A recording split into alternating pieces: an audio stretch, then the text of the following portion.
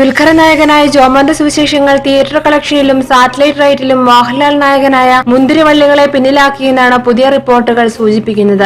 ജനുവരി 19-നാണ് ജോമോന്റെ സുവിശേഷം റിലീസായത്.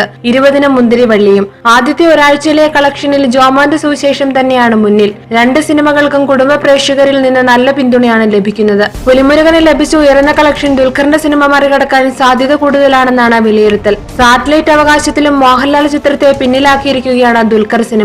മുന്തിരിവള്ളികൾ തളിർക്കുമ്പോൾ 5.80 കോടിക്കാണ് സൂര്യ TV വാങ്ങിയത്. ദുൽഖറിന്റെ ജോമോന്റെ സുവിശേഷം മഴവിൽ മനോരമ വാങ്ങിയത് 6.10 കോടിക്കാണ്.